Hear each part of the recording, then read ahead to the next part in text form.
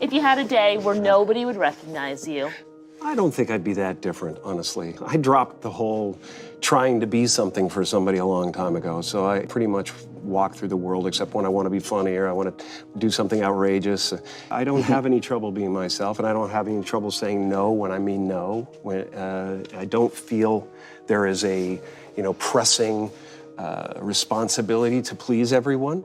I'm not unkind to people. No. I love people. I would much prefer saying hello and who are you and what are you doing today than giving a selfie, because selfies stop the world.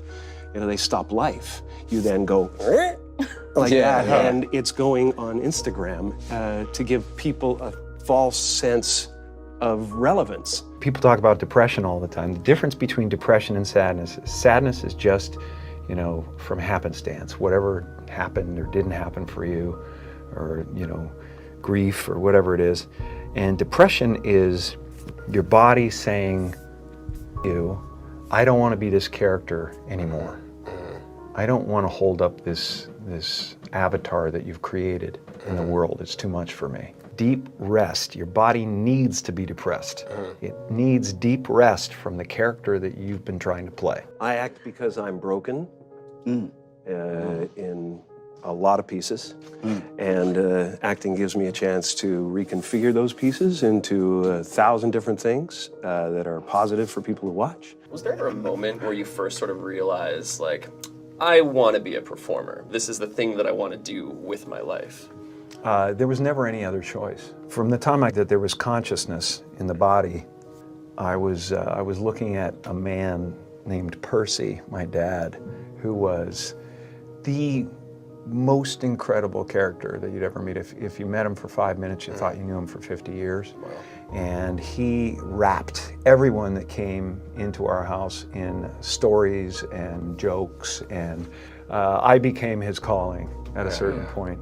And he was always super behind me. But from the first time I can remember, him just lighting up the room, and him just like wrapping everybody in a story or whatever, and going, oh, that's the thing I want to do. That's what I want to be. My father could have been a great comedian, but he didn't believe that was possible for him. And so he made a conservative choice.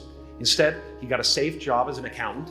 And when I was 12 years old, he was let go from that safe job. And our family had to do whatever we could to survive. I learned many great lessons from my father, not the least of which was that you can fail at what you don't want. So you might as well take a chance on doing what you love. I watched the effect of my father's love and humor and how it altered the world around me. And I thought, that's something to do. That's something worth my time. It wasn't long before I started acting up. People would come over to the house and they'd be greeted by a 7-year-old throwing himself down a large flight of stairs. They would say, "What happened?" And I would say, "I don't know. Let's check the replay." I'd go back to the top of the stairs and come back down in slow motion. Now, fear is going to be a player in your life, but you get to decide how much.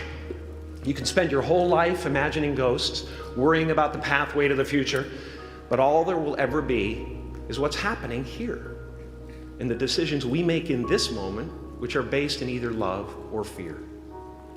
So many of us choose our path out of fear disguised as practicality. What we really want seems impossibly out of reach and ridiculous to expect, so we never dare to ask the universe for it.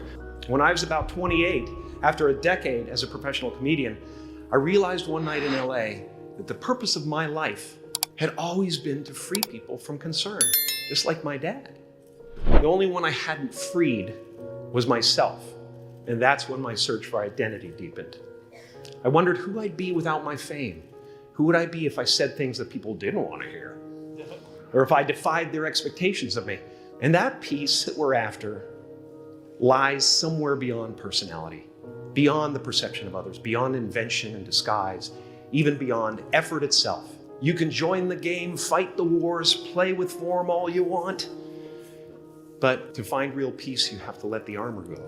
Your need for acceptance can make you invisible in this world. Don't let anything stand in the way of the light that shines through this form. Risk being seen in all of your glory.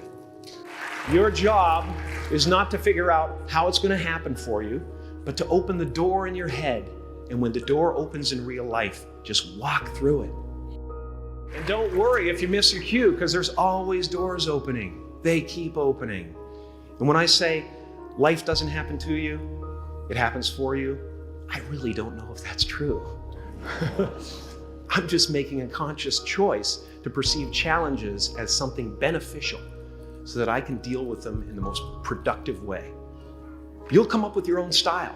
That's part of the fun. You are ready and able to do beautiful things in this world. And after you walk through those doors today, you will only ever have two choices: love or fear.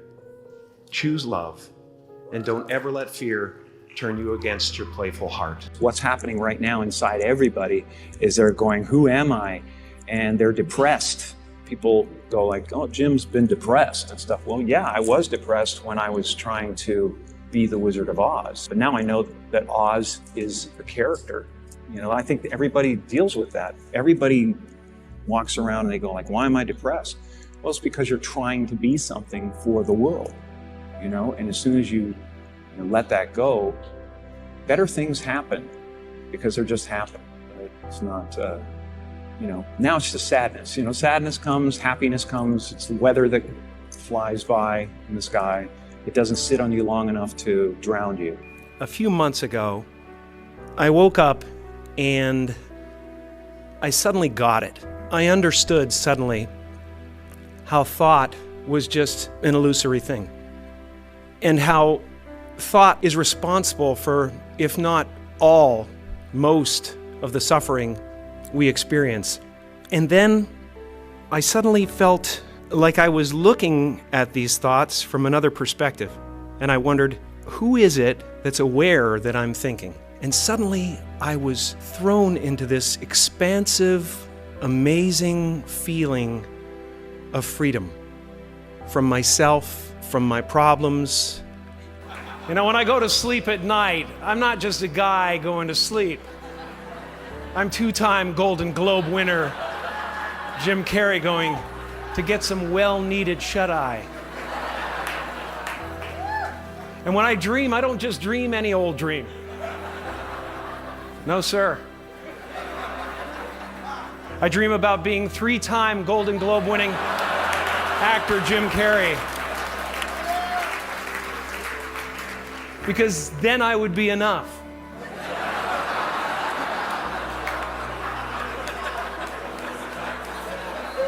It would finally be true.